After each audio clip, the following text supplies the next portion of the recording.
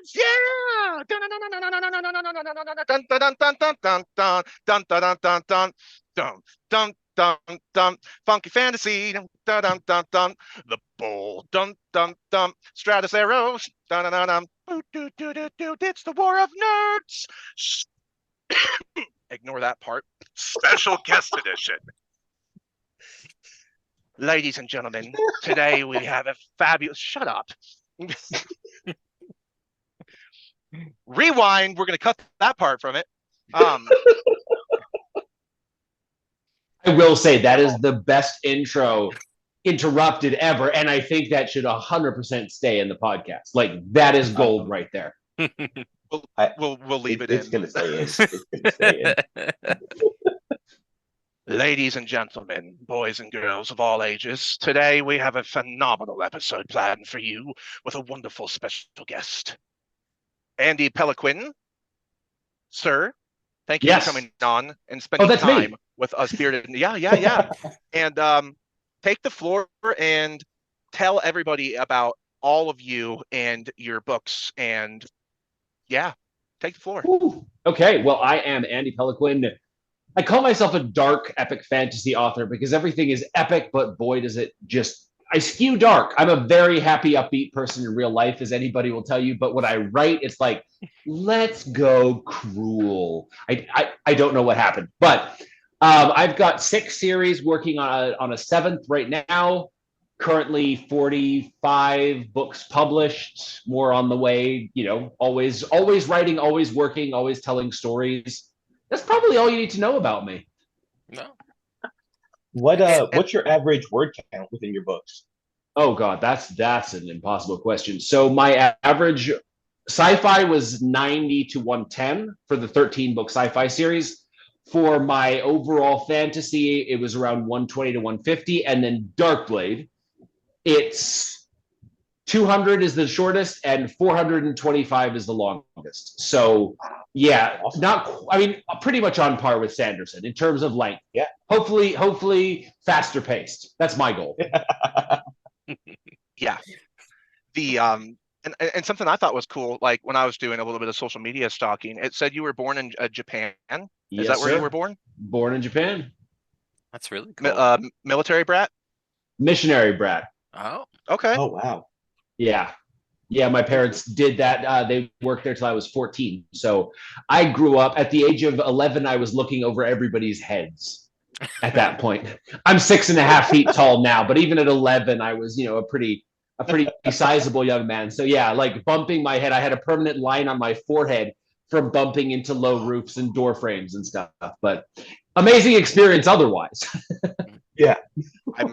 I'm there with you. I had size 14, 15 shoes in 7th grade, and I was 6'1", so I was, yeah. My parents didn't like going shoe shopping, so that was fun. But my first question for you is, when you're writing, what is the process for your creation of your characters and your worlds? And do you find yourself being more of a plotter or a pantser? So I would say I'm about 75% plotter and 25% pantser.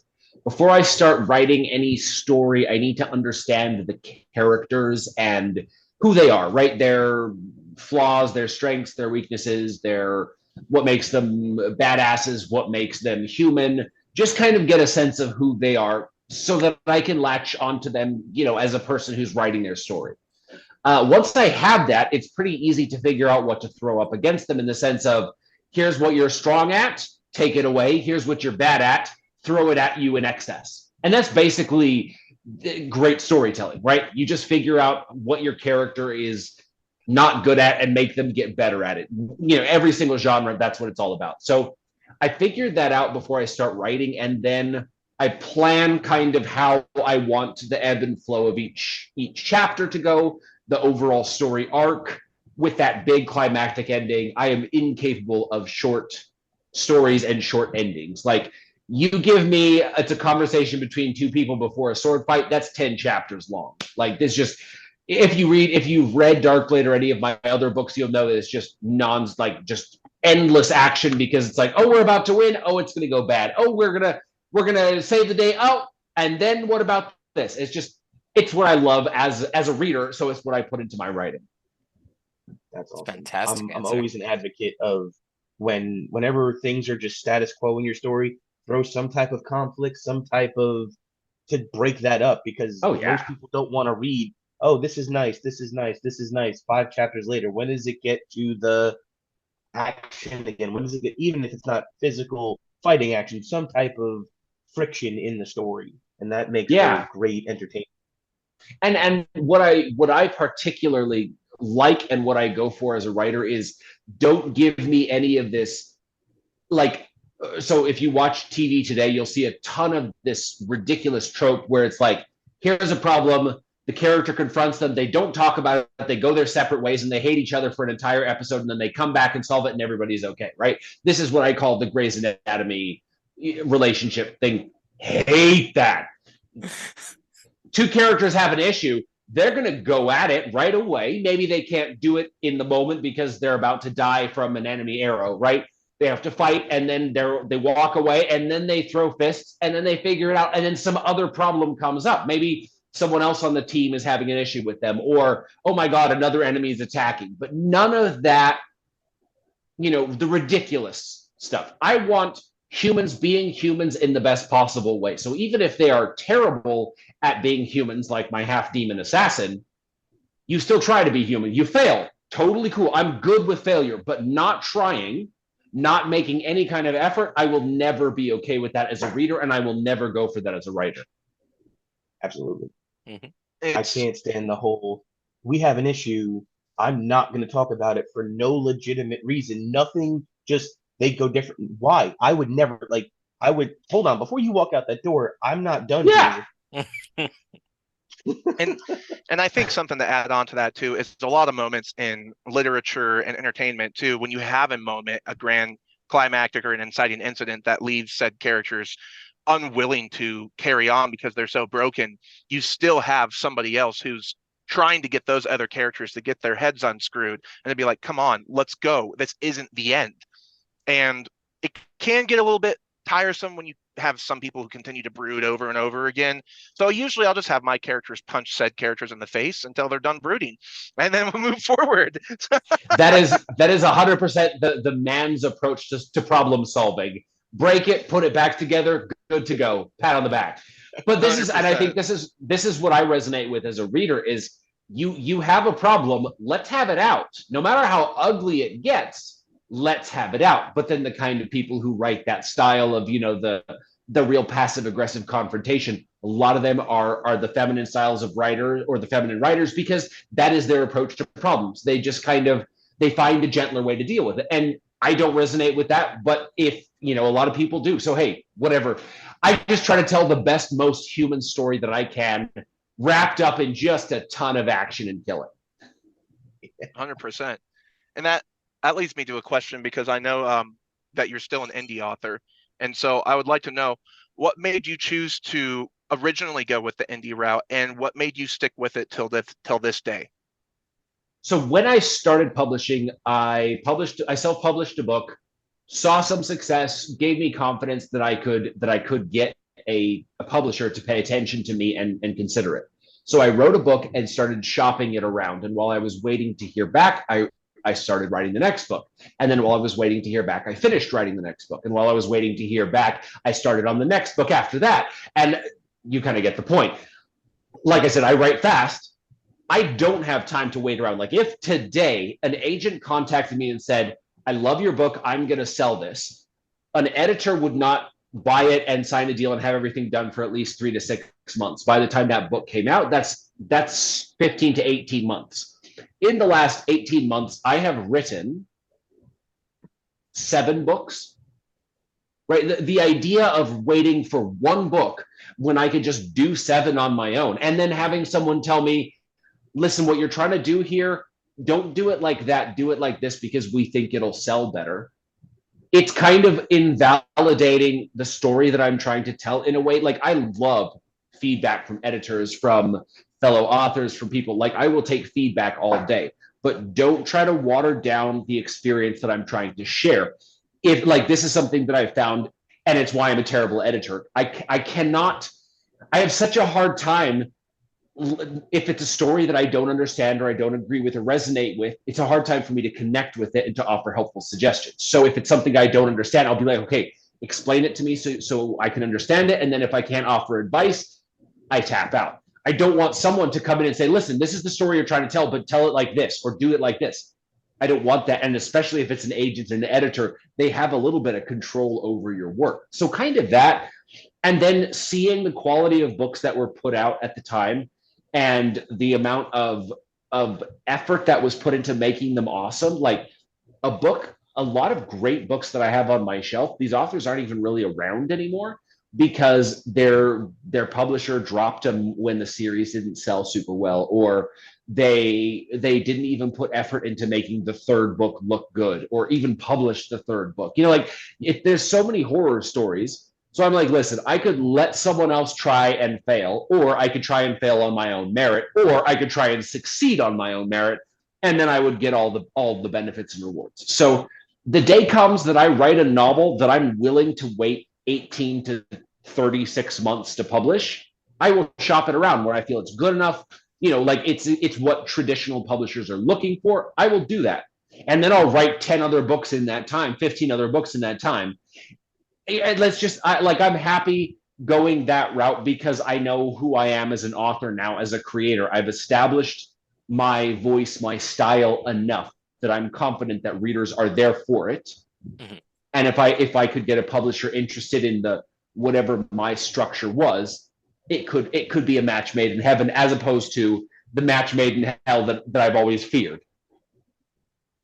And you have a lot more freedom to choose things and to go places. You want to go to a convention and do some stuff, you can do that. You want to go sell and sign and do a book signing in a library, you can do that. You want to choose your own narrator, you can do that.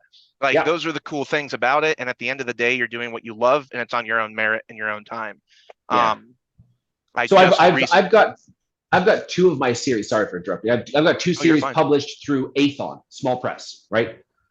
Great experiences working with them. I chose them because I wrote a sci-fi series. Basically, I wanted to write another Assassin. I already had my Assassin series, Assassins in the Night Guild series, and then Assassins in the Military Fantasy series and Young Adult series. So I was like, listen, I'm going to go for another Assassin, but I can't set it in the same world. It's going to have to be sci-fi. So I wrote that story, the Cerberus series. And Athon, I had great communication with them. They're friends of mine. They were doing really well, and they knew sci-fi. So I was like, listen, you take this book and you publish it. And they did such an amazing job that when Jamie Castle pitched me the Dragonblood Assassin series idea, again, Assassin, I don't know if you noticed, I have a little bit of a type. but I was instantly in because I knew they were going to do a good job with it. They were going to make a great product and put the effort into selling. So I am very much here for the traditionally published model, the hybrid model. Anybody who's going to do a good job and respect the product as a book and respect the effort, I will work with them all day, every day. The day that the respect doesn't go two ways, that's where I draw the line. That's fair. And just recently, I'll make it short, but I saw a thing on social media where an author had gone from indie to trad. And I was a little bit worried about it because I always am with the story stuff. And then they made a video where they said, remember how I did this? Well, now it's new story, new characters, new this and that. I'm just like, you changed your entire story? Yeah. And I was just like, I mean, if you're happy with it, by all means, but those are the things that I fear about trad publishing, is losing your stylism and your choices for your characters in your world. I think a voice is more important than perfection because nothing is perfect. And at the end of the day, it's finding the readers that find it perfect for you. So yeah, that's just kind of my mentality. But yeah, it was kind of an interesting little story. But Ryan, you probably have a question, don't you, brother? I do, actually. I want to go back a little bit. You were talking about the plotting and the pantsing, and you only do 25% pantsing. Most of the guests we've had on here, including ourselves, we do a little bit of plotting, but are more on the pantsing side. I probably plot a little bit more than these two, but I mean, we don't know our exact processes. So where does your pantsing actually come into play when you're writing your book? Like, where do you find yourself using that more often? Well, so it's all like sentence paragraph level stuff, in the sense of, I know the chapter that I'm going to start working on next, right? Guy is hunting a minotaur. He has a magic axe that really wants to kill the minotaur. So he's going to fight the minotaur. You kind of know what that's going to look like, but what you don't know is where it's at, right? Who this minotaur is. I don't even have a name for the minotaur yet, right? The blow by blow of the scene, and then, you know, like all those little details, they kind of happen in the moment. It's the creative flow, right? You give yourself the structure, and then you play around within that structure. But then sometimes, this is very interesting phenomena that I've experienced a lot, is the story changes, or something that you're doing as you're writing changes the story. Super good example of this, Darkblade book 9. That was the last one I finished a month and a half ago. The story is a murder mystery set aboard a ship. In the original structure, characters, people get murdered, and then the assassin character, he goes and he has a conversation with every single one of the guests who are potential suspects. Didn't shake out that way, because as I'm writing it, I'm getting to this part where, you know, he's going to start talking to people, and then it's like, okay, but he's just had 5 chapters of dialogue with the captain, with the commander, with the person.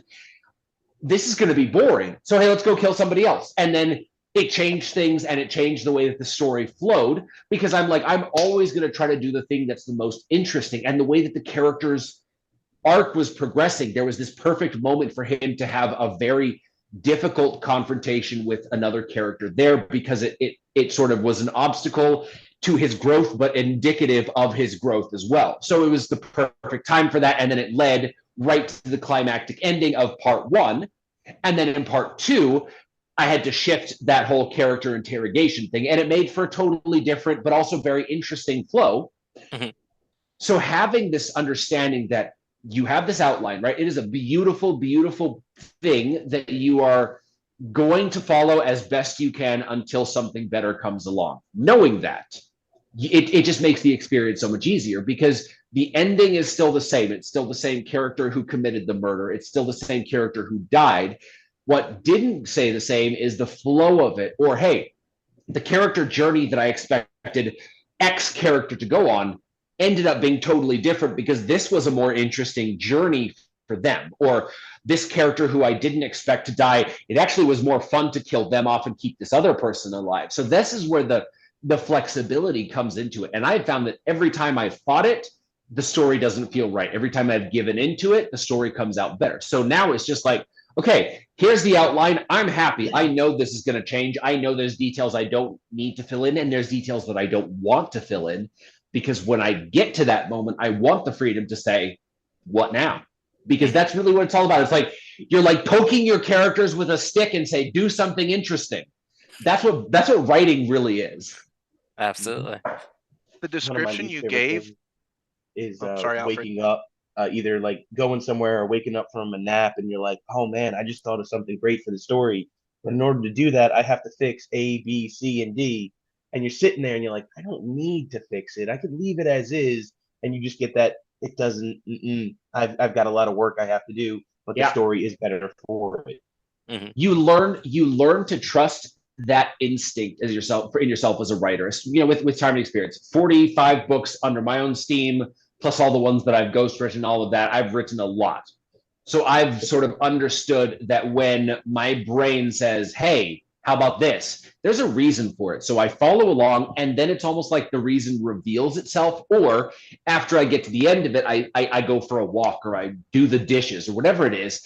And there's just that part of my brain that's just like tick, tick, ticking away until everything falls into place. And there is just that, it's the sense of euphoria that is absolutely indescribable when you're like, oh my God, this is spectacular. And it's the high that you keep chasing over and over again. Yep, absolutely. And that description you gave of Darkblade 9, I mean, that kind of just honestly makes me think an Agatha Christie murder detective novel mixed with Assassin's Creed. That's the vibe I got from that description. Oh yeah. It's 100% what I was going for. It's basically every character has a color, right? Clue, right? Instead of like the hunter is the main character, he's got no color. But then there's a nobleman who's dressing in red, and his name is Baronet Carmine, right? Red. Lady Celestia, blue. There's a merchant who dresses all in green, and there's this actor who's based on my brother. Basically, when we were at a comedy show, and he was going on about some acting stuff. Oh, I almost cursed there. and I was like, you know what, James? I'm gonna base a character off you, but like an exaggerated version of you. So this character, he dresses all in like yellows and oranges. He calls himself the Autumn King. And he is this 7 foot tall guy. The first time you meet him, he strikes a real heroic pose, and like and then you come to see who he really is, and it's such a it's a funny exploration of who actors really are and why they do what they do. And so just kind of like shaping it around this clue concept. And then again, yeah, Murder on the Nile, Murder on the Orient Express, what's it called? Columbo, right? Mm-hmm. You just have those, and then that one detail falls into place, and it's like this domino effect, and you're like, whoa, it's so cool. That was what I was going for with this book. It's such a tonal shift in many ways from the previous one, which is basically a city under siege and let's go destroy an army. But it's really fun because his journey kind of ties it all together, and it's still consistent with the series at large. So it ends up being, I think it's going to be a really fun addition to the series. Said character cool. Shows up, no fire abilities, but looks upon the entire village and it's just Dracarys, just slicing them all up, just go straight to Mother of Dragons on them, and just there you go. But after the whole slew of characters that you have throughout all of your books, any of them, which character would you be terrified to show up at your front door, and which character would you be excited to see show up at your front door? I mean, the Hunter is definitely the one you don't want to show up, in the sense that he's only there for one reason, right? He's very antisocial. He is not coming over for a drink. So he's there for one reason, right? That being said, he wears really fun disguises where it's like he's all kinds of characters in these disguises. So in one of them, in Assassin, I basically wrote the fencing scene, the duel scene between Inigo Montoya and Wesley in Princess Bride, mixed with Drunken Master Jackie Chan. And it's in the middle of this ballroom. The guy, he pretends to be drunk so he can challenge someone to a duel. And the whole time, I'm just channeling that Inigo Montoya, Wesley back and forth banter, the flow. And it was just like, and that disguise was so much fun because he's a fop, right, in this disguise. There's no way he can win against some guy who's got, his wife sleeps around and he's killed all the lovers publicly in duels. So what's going on? And then all of a sudden you see the fight and no one else realizes it until bam, it's done. That was so much fun. And so all of his disguises can be really fun. And you can get away with so much because, he played this disguise to kill somebody. He played like a troubadour, the assassin who wears hoods and, kills people and growls. He plays a troubadour, right? No, in no universe is that right. But it's kind of fun to play around with things like that.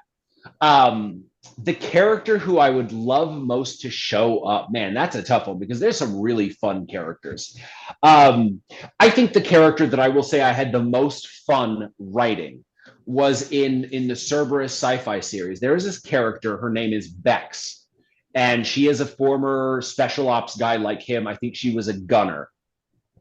And she shows up. She is stoned out of her brain on the same drugs that he was recovering from. He's a recovering addict. So he sees her, former teammate, hard times, someone picked him up out of the mud. He's going to do the same thing for her. And so the first book, she kind of spends her time kind of recovering and all of that. But then she becomes a part of his crew. And she is the most irreverent, sarcastic person ever. Like, he's in a wheelchair. And she's like, what are you going to do? Get up and kick my ass? Just she can say anything. And it's never mean because she will say anything to anyone. So it was not a character that I was capable of conceiving. There's this friend of mine, former military. And I was like, listen, Rebecca, Bex is named after her. I was like, so what would you say here? And she would just go off on a tirade of all the dirtiest, worst, sarcasticest line. And I basically copied her rants piecemeal into this book for this character. And I like the cursing that this character does is truly spectacular, and none of it is stuff I'm capable of writing. I would just basically take her dialogue from real life and put it in there. And it was so much fun to write. And then at the same time, she has a daughter that she's lost custody of because of her drug habits. So that right there is just this weirdly wild character back and forth to explore. And this is the kind of characters that just make me fall in love with being a writer. Is I want both sides. I want the just ridiculous and fun, but then also the gut-wrenching humanity. Give me both, and I will spend 12 books talking about it, literally. Two quick things before one of them ask a question. First of all, sword fight in Princess Bride, greatest sword fight. Best sword fight and sword fight. Yes, greatest sword fight in cinematic history. And well, so I will argue that some of the Zorro fights, some of those, right, like those were, and then Count Dooku. Ooh, Count Dooku. Right. So right there, those are some. The bar is set. And then let's be honest.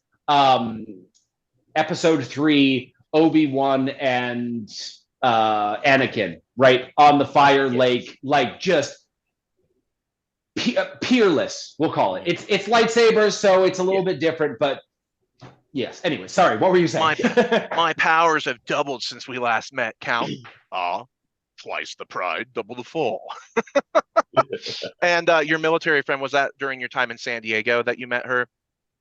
No, so she's someone who I connected with online, and I would just I've always been part of the online writers community, fantasy community, and I don't even know where I met her online. I've never met her in person, but we just connected over some thing, and we've been great friends ever since. And she was the perfect muse for this character, because I was doing research, talking with the sniper, a real life sniper, Green Beret, who the series was sort of inspired by, and I was getting more research on other stuff from other military people that I knew, and she was one of them. And her husband is in the Air Force, and he does like the real high end technical stuff for the flight. So I'm like, all right, here's a spaceship scene. What did I do wrong? And that answer was 2 pages of, you did all this wrong. So these are the kind of people that you meet in the course of being a writer, random people that you pick up and become friends with. And to this day, she's still one of my best writery online friends. And this character was so inspired by her, because I was like, you have such a salty mouth. I need to write a character about that. It's the military. You can't recreate it. This is the one thing that I feel like I will never really write proper military sci-fi, because I just don't have that insight. Like I can sort of fake my way through military fantasy, because what was it like? No one can say, I was, I served in a Roman legion, right? You could say I served in a Spec Ops unit, and Spec Ops today versus Spec Ops 500 years from now, it's still going to be the same kind of meat eaters, right? Yeah. So it's like you can't play in a realm where you don't really know. Like I can fake my way through some of it, but so much of it was just like, all right, what would you do in this situation to these people, these military people that I talked to? And they basically had to walk me through their mindset, because I just don't have that mindset, because I've never served. I have no experience like that. And for you guys who have served, exactly how different your way of thinking is from us civilians, and people who are civilians can never really come around to seeing it, or it's a very rare talent that can really understand that and encapsulate that in writing. Absolutely. So that does bring me to a question. How much research do you do for your various series? Like, obviously, you do a lot of military research for the sci-fi assassin series, but in general, what kind of research do you do to accomplish your goal in your story?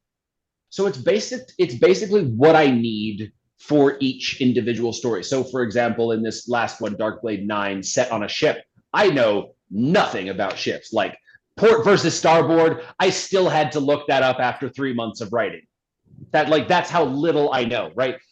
But it's just like the internet has all the deep dive. Like I found this image that was like a cutout of a galleon with all the compartments, all of the, the ladders and hatches and ports and all of that. And I was like, I literally had that open behind my Word document while I was writing because I don't know anything about that. And I still probably made some huge mistakes because I don't know any of the jargon. And I was like, Guy does not know anything about sailing just because I know nothing about sailing. So he's like, I've been on a ship once. It was great. I was sick the whole time. You tell me to pull on this rope. I'm pulling on this rope until you say stop. Like otherwise I would have had to learn all of the sailing stuff. But if it was necessary for the story, I would have. But going this route, it's literally his whole experience on the ship is stay out of our way or pull on this rope, which is as much as I needed to do to get that story. But for my military fantasy series, The Silent Champions, I did a lot of research onto military tactics and strategies. There was this great book called How to Win on the Battlefield, and it breaks down, I think it's the 26 most common military maneuvers and strategies. So like the ambush or hit and run tactics or encirclement or overwhelming fire or things like that, just like the basics. And it walks you through historical battles, and it shows, okay, in Roman army under Caesar did this. The French Foreign Legion in that super badass battle in Tunisia, they did this. And then, so you understand practical and the technical and the intention behind it, and then you figure out how to write it. So basically, that was my notebook. I was like, okay, chapter 1, ambush, done. Chapter 2, sure, fortifications, here's how we're doing this. Chapter 3, retreat under fire, here's how we're doing this. Basically, I think I ended up using 18 out of those 26 tactics because it's 6 books, and almost 1 million words. So you need all of these different battles to actually play out. And you can't do the same thing over and over again. One, they're fighting in a field, one, they're fighting in a canyon, one, they're fighting with their back to a river, they're fighting with the back to, a swamp, they're fighting with the back to their palace or whatever it is. And so it's just it's every book I do the research I need, as much or as little as it is. Hopefully little, but as much as necessary. It's ironic you mentioned a galleon. I've got a UK author friend. Him and his wife just went to the ports to see a 15th century galleon that ported, and they posted pictures of it. And I was just like, man, that's super cool. Because in the military, I got to see all the USS destroyers and battleships and stuff. But I mean, it doesn't compare to a 15th century galleon. Oh no.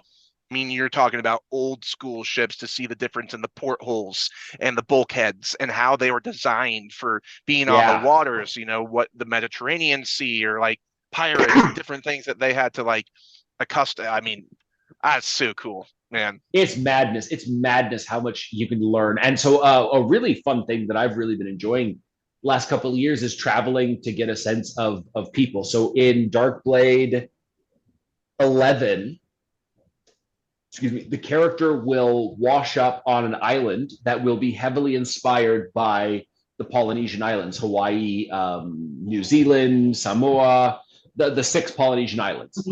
I was lucky enough to go to Hawaii, and I basically spent an entire day at the Polynesian Cultural Center. Think of this as an amusement park, but a historical thing where it's okay, there are 6 regions within this park based on the 6 islands. So Samoa, it shows you their architecture, their customs, their dress, their food, their warfare. And then you go do New Zealand, same thing over and over again. I could have spent a week at this place. My wife was embarrassed as all heck because I would pester our guide. Oh, what about this? What about this? And then if he didn't know, I would go up to the people who were representing these places and ask. I think I walked out of there, my phone battery was on 10%, and I had 10 solid pages worth of notes because I was just pestering and asking questions. And it's so fascinating. As an example, did you know that in New Zealand they built their longhouses like the ribs of their ancestors? So it's a central spine with the rafters as the ribs. In Tonga, it's basket woven.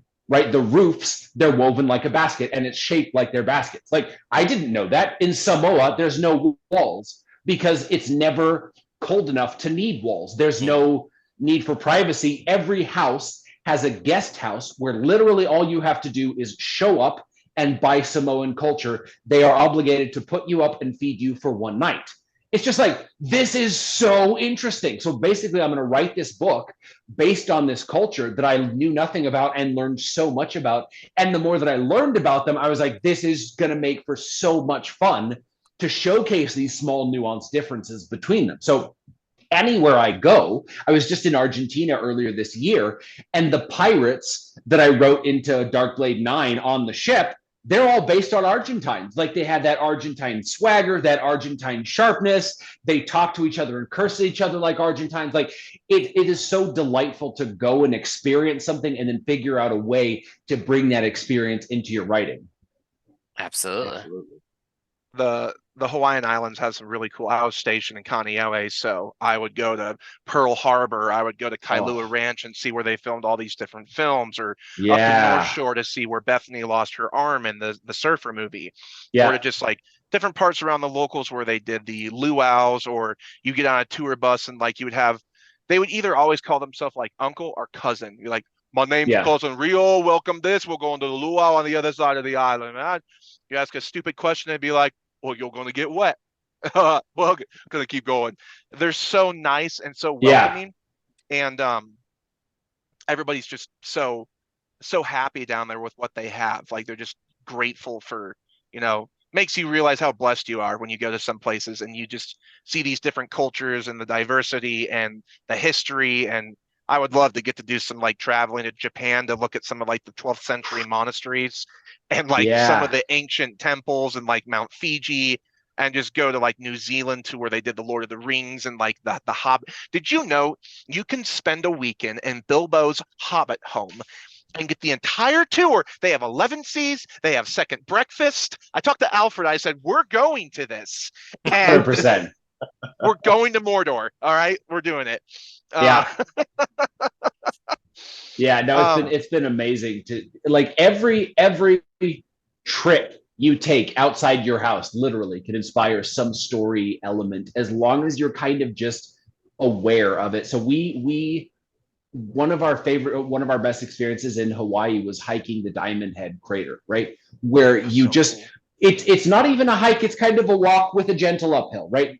Nothing. But then you get to the top and you turn around and you see the city, of Honolulu right there. There's Waikiki, there's the tourists, there's the hotel, and then you turn around and you look and it's nothing.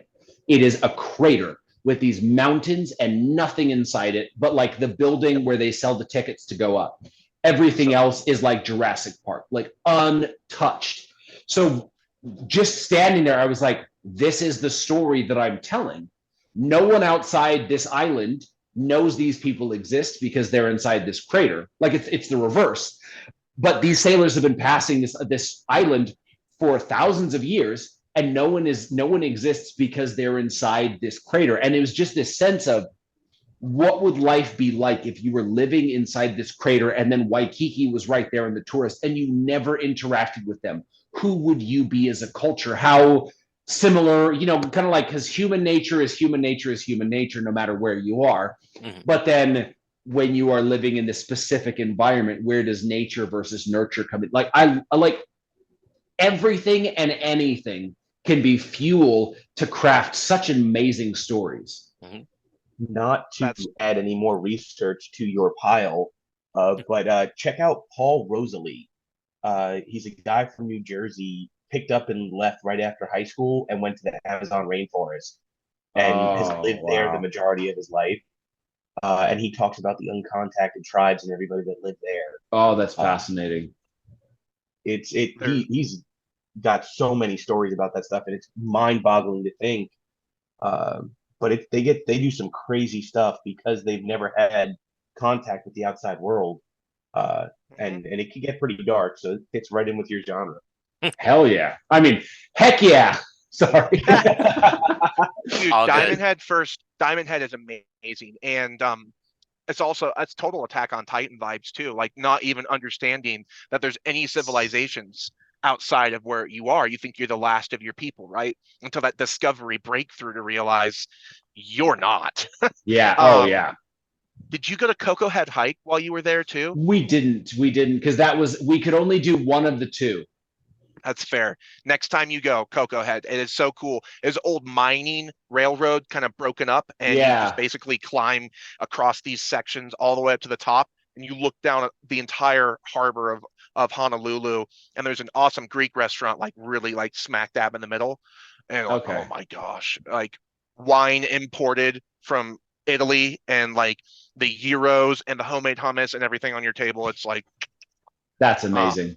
Anyways, Ryan, did you want to ask a question, man, before I ask my next one? Yeah, actually, I do kind of want to go into something. We've asked this to probably every author that's come on here, and you're the first one that I know does have experience in this. But we always ask people if they've done or co-wrote with someone, and so I'd like to hear your experiences with that, because we've yet to have someone who has actually done a co-written series with anybody else. Yeah. Oh, I will say co-writing is spectacular if you find the right people. So the co-written series that I did, The Dragon Blood Assassin, the idea was pitched to me by Jamie Castle. He had actually written the first chapter, and it just immediately struck me as, this is going to be such a fun world to play and such a fun character. This assassin is essentially the Emperor's enforcer. Mm-hmm. You get on the Emperor's bad side, he's going to wipe you out, right? Great concept. And then he was like, well, I want to do this, but let's figure out how we can do it. And so then it became more about dragons and blood magic and all kinds of, fantasy stuff. But so I had read a couple of his books that he'd co-written with someone else. And I'd read some stuff that he'd written on his own. And I was like, this could be really good, because what I do very, very well is as X number of things. What he does really, really well is stuff that I'm not good at. So I was like, okay, here's what we're going to do. I'll sit down and I'll do the first writing, because I'm like way less busy and I write faster. And then you come behind and you come and you clean it up. And, we had plotted the story and we had sat down and come up with the whole idea. So we worked it that way because I was more available than he was. Mm-hmm. I would write a lot and I would get to parts that I didn't want to do. I was like, describe castle. That was it. I don't care what the castle looks like. It doesn't necessarily matter if you're flying over it on your way to go kill somebody. I'll write about the killing somebody all day long. Thank you. But the castle, I don't want to talk about a castle, right? So he got to do that. And then as I wrote, I wrote the first book, completed it. And then he comes along behind and he says, oh, let's add this in. And then he does this and he makes this scene better and he tweaks it and he shapes it up. And all of a sudden, this thing becomes so much more than the sum of its parts, because the things that I'm good at, he can kind of improve on them or push me to be better at them in a way that I never would have been. Like his ideas, I would never have thought of them. So I was like, okay, now let me try to execute your idea my way. And it becomes something spectacular. And then the things that he wouldn't necessarily do. So his writing, as I showed you, Purgatory, right? Real fast paced, like frenetic pacing. For me, mm-hmm. I will get those fast paced moments and then I'll slow things like way down and make the characters just feel everything, right? So I was like, listen, I'm going to leave a lot of the really fast-paced stuff for you, and I'm going to do all the feely parts, and then I'm going to write a lot of this, and then you're going to come in behind and make it, amp it up, and then you're going to add your touch to the feely parts too. So you get kind of this melange, this mix that is so much better than either of us could have made on our own. Mm-hmm. And then the story, it's kind of like egging each other on to come up with a better idea. I was like, hey, what about this? And he's like, well, what about this? And I was like, ooh, well, what about this? He's like, no, this. And what about that? The idea, right? What about this? it becomes so much greater because it's multiple minds. It's like a brainstorming session. You're bouncing things off each other. And then as you sit down to write, something new comes up and you say, hey, I thought about this. And he's like, oh, okay, do this. And then it becomes something else entirely. And so having someone else's input, even just on the basic outline level, makes a story so much different than I could have ever come up with on my own. And it makes it something amazing, to where it's like, all right, we finished that 4-book series, but we left it open and set up to write a spin-off sequel with a bunch of military characters from this world that I absolutely love. They're called the Tatterwolves, and they're all meted out of the army. they've lost limbs, they've, lost eyes, they've lost mobility. The army has no place for them. But the character, one of the characters, he's kind of recruited his own little army made up of these people. And so some of them, they're only there for, for intelligence, right? Or for operations. And then some of them, hey, one of the main characters, she's replaced her forearms with blades. So you send her into battle, she's not going to hold the shield, but by God, she's going to go through whoever's holding the shield, right? So you have these characters, and for me, I mean, the Cerberus series is a special ops sniper who's been paralyzed from the waist down. I love the idea of disability becoming the ability or the special thing. So writing these characters, every one of them has some disability that stops them from being useful to the Empire, but because of that, because they've been washed out or meted out, they serve a purpose in saving the very Empire that couldn't use them, just in a different way than they were expecting. So this is what I love about being able to write these kind of characters. So I've got this whole series, or we came up with this idea for the series, all about them. We've got I think 6 or 7 characters. Every single one of them is defective, broken, maimed. One of them has literally been cut in half and kind of sewn back together through sort of magic and healing. But there's all kinds of problems that come with being literally cut in half.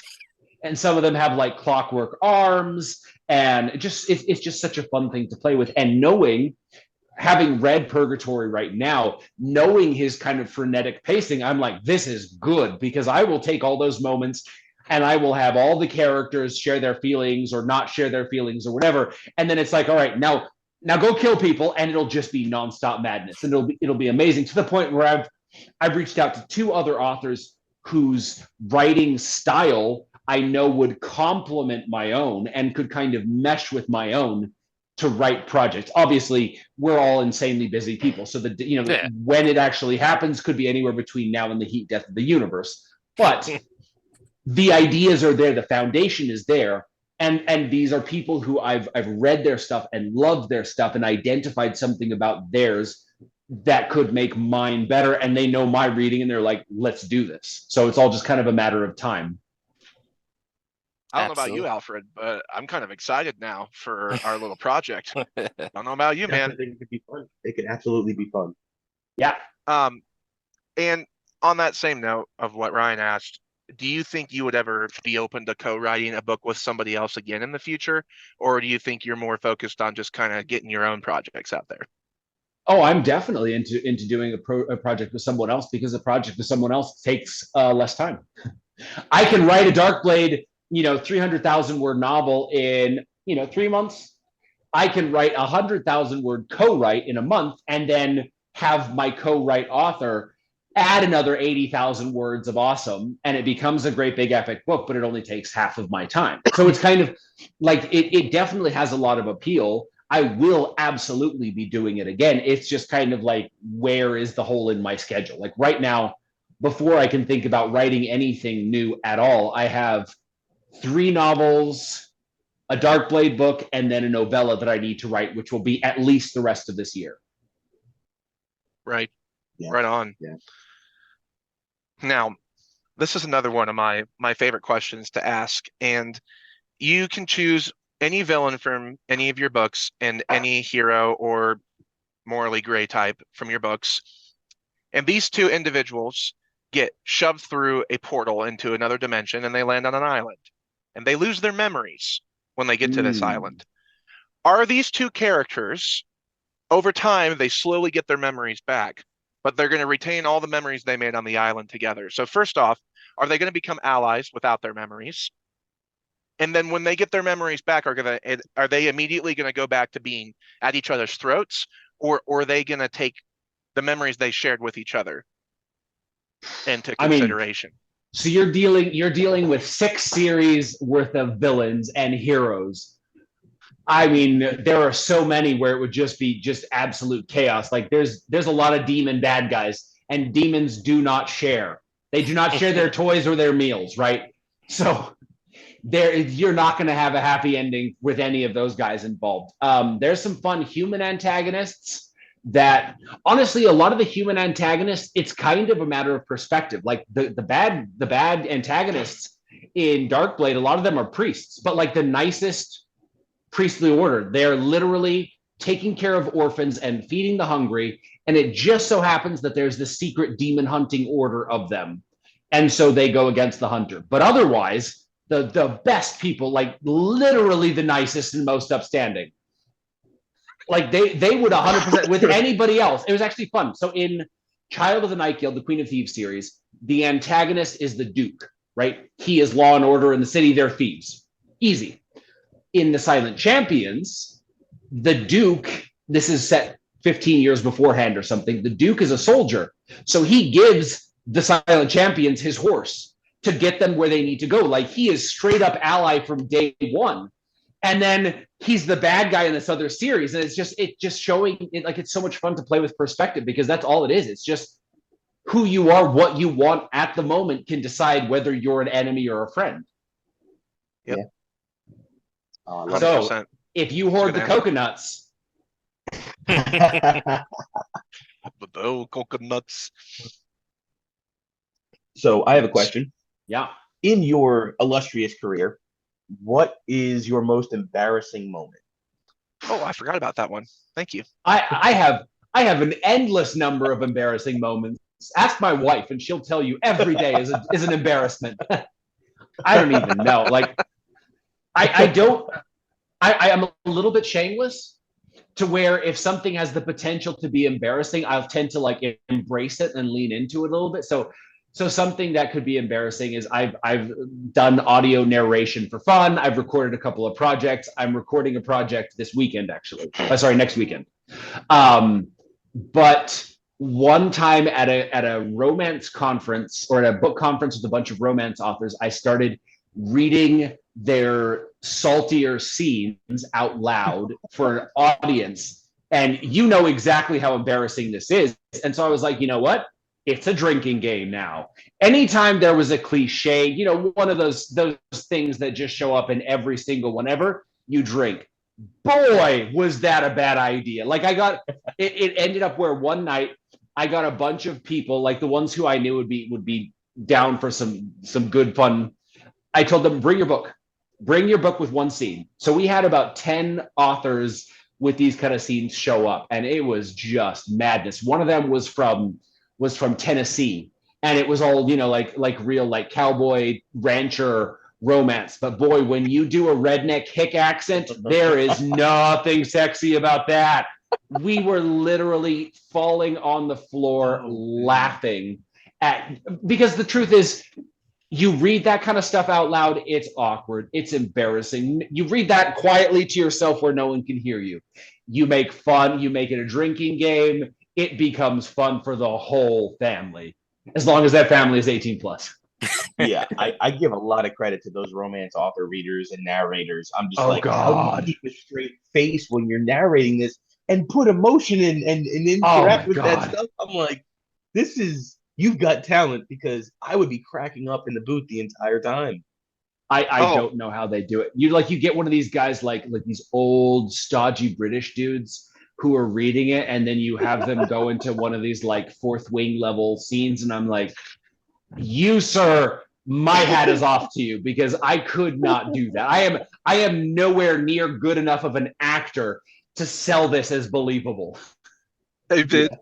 I was on a TikTok video, and all these people knew I was a narrator, and I was going through and reading authors' books that night. And one person had a romantasy smut erotica, and they're like, would you narrate my book? I'm like, well, I don't do that genre. But if I can do it in Emperor Palpatine's voice, they're like, do it. I'm like, all right, fine. So I just started reading the scene. I was just like, he walks into the room, he stares down his lover. And like everybody was just cracking up laughing. That's madness. I love it. It was fun, but I told them after that, not gonna do that again. So if that's the last time you're gonna get me to. my next question for you, and this is a little bit away from writing, but I know from all your videos and everything else that you're very much a nerdy, geeky guy who loves all sorts of different entertainment, comic books, movies, books. But your shirt, you've got the Flash on, and so I've got to know, what is your favorite version of the Flash? What is your favorite TV show or movie of the Flash, and what is your favorite version, aka Bart, Wally, Barry, etc.? I mean, I will say that probably the best performance has been Barry Allen, Flash season 1 and 2. Later Flash seasons, they kind of jumped to the shark. They kind of became formulaic and predictable and boring, but the first 2 seasons were spectacular. I think it was Bart in Smallville. Was that right? Yep, sure was. Yeah, he was fun. He was, he showed up a few episodes. It was real cool because it was real new, never been done before. I feel like Ezra Miller in the very first performance did a really good job of kind of keeping the nerdy, shocked Flash guy, and then subsequent performances are less epic. But like I feel like Barry Allen Flash season 1 and 2, that was peak TV, that was peak entertainment, doing the Flash justice. Grant Gustin is my favorite version of the Flash, and I love the '90s TV show, which is what I appreciated, is they brought that actor who played the original Flash, Jay Garrick. They brought him in as Barry Allen's father in the CW, and Tom Cavanaugh playing the Reverse Flash. I mean, dude deserves a Grammy for how well of a performance he did with that. And then season 2 with Zoom, and then Savitar in season 3. I liked it all the way up until you started getting more towards like past the Thinker, and everything was just this jumble multiverse repeat of villains. Godspeed's coming back again. You're doing all this repeat stuff. And especially after Oliver Queen was done and Arrow was over, I was kind of just like, all right, I'm out. See ya. But that's the thing with any source of media, right? You try to keep it alive past its story. You better have a damn good story. So when I first started writing Darkblade, it was a trilogy. Obviously, me being me, it expanded to 6 books, right? Story started, ended, 6 books solid. By the end of that 6th book, I had introduced more potential emotional devastation for the character, not for the world, but for this guy. His stakes had been upped.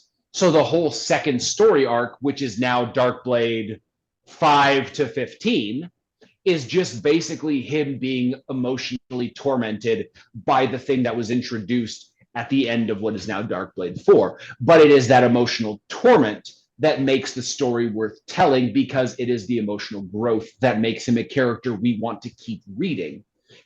When I get to book 15, it's going to wrap up. There probably will be no more. With the Queen of Thieves series, it came to a natural conclusion at a trilogy. I've gotten some more prequel and intro book materials, but there hasn't been a story afterward where I want to keep telling it. So this is where TV kind of comes to a natural end. And then because the series is popular, they keep going on and on with it. And that's when it kind of declines. Yeah. And there's many examples: Star Trek, Star Wars, Doctor Who, the list goes on. You try to push something past its supernatural. Again, like Jensen Ackles and the guy who plays Sam. I don't know why my brain's slipping, but Padalecki. Yeah, Jared Padalecki. Thank you. 10-4. But anyways, you guys have any last minute questions or things that you can think of, something that you're burning to know? Just in general, if there's anything you want to sign off with, something you want people to remember you for, or what makes you unique? I don't know. I mean, I write assassins, right? That's something that makes me unique enough, I guess. Everything kind of plays in that darker side. But I think with my books, what you're going to get is the most genuine human experience that I can write.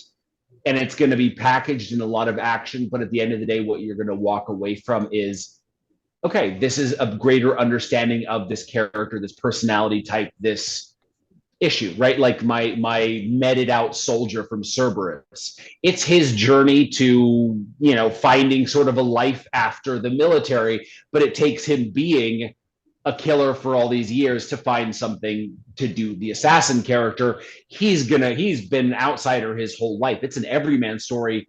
A guy who doesn't belong in his world, that's all of us. So it's his journey to finding his place, his people, and all of that. So this is kind of underneath all the really great action, all the violence. It's just these small stories of people being people.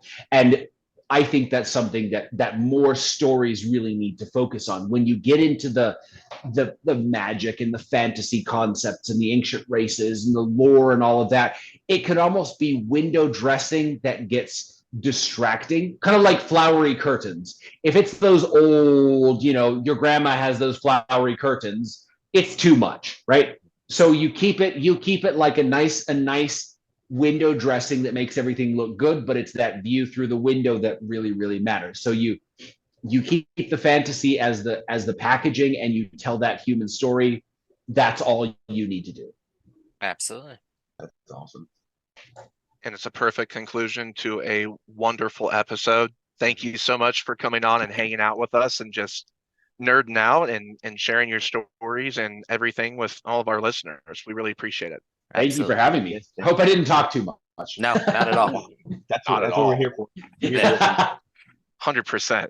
And for all you nerdy listeners out there, as always, we've been your bearded nerdy hosts and bearded nerdy guest as well, as it happens. And for old school's sake, funky fantasy, the Bolas, Stratosaurus, with Andy Peloquin. It's the War of Nerds. See y'all next time.